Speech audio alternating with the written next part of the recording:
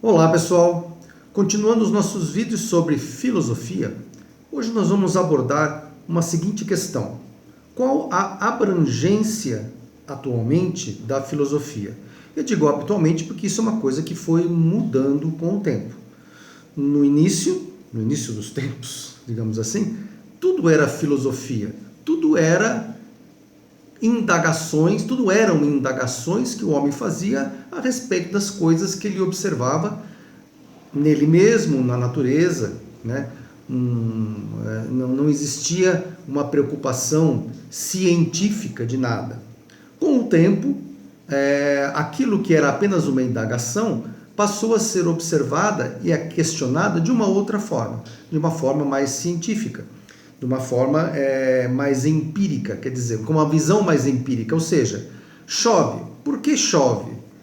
Chove porque Deus quer ou chove porque tem algum fenômeno físico, químico por trás disso? E aí o homem ia pensar uma explicação, digamos assim, mais lógica, e não uma explicação divina para a chuva.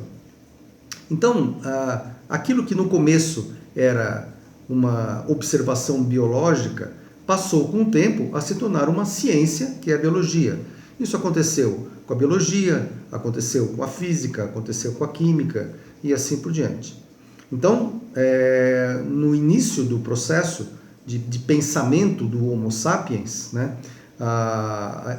sempre existiram indagações, mas essas indagações passaram a ser feitas de forma mais sistemática com o tempo, e aquilo que antes era apenas uma indagação, um pensamento filosófico, passou a se tornar um pensamento mais científico. Então, a última, por exemplo, a última parte da filosofia que se desgarrou da filosofia e virou uma ciência foi a sociologia. A sociologia, no século XIX, passou a ser encarada, passou a ser experimentada com experimentos científicos e entendida como uma ciência só no século XIX. Né? Até o século XIX, as divagações, os pensamentos filosóficos voltados para a sociedade eram apenas filosofia, pura filosofia. Quando a pessoa começou a achar que não, dá para fazer uma ciência atrás disso, dá para fazer um experimento, dá para coletar dado, bom, aí a coisa começou a se tornar uma ciência. Hoje a sociologia é uma ciência, não é apenas uma parte da filosofia.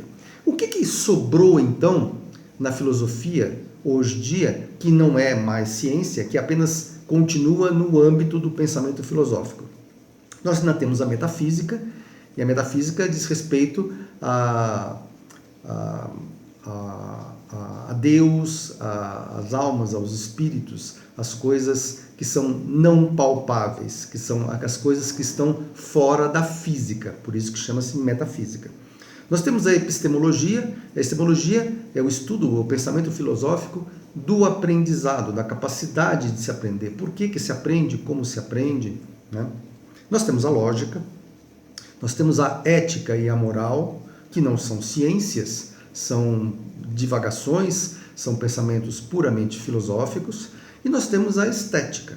A estética, que é o estudo entre aspas, da beleza, visa explicar o porquê que nós achamos alguma coisa bela, por que existe uma unanimidade às vezes sobre beleza e assim por diante. Então essas são as matérias, digamos assim, que sobraram apenas no âmbito da filosofia, que ainda não são consideradas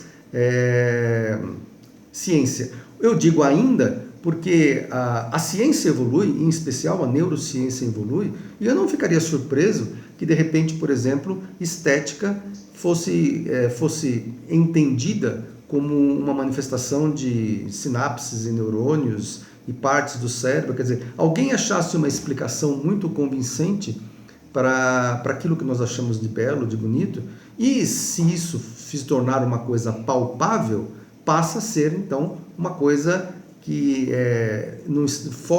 fugiria, né, do ramo da filosofia e passaria a fazer parte do pensamento científico.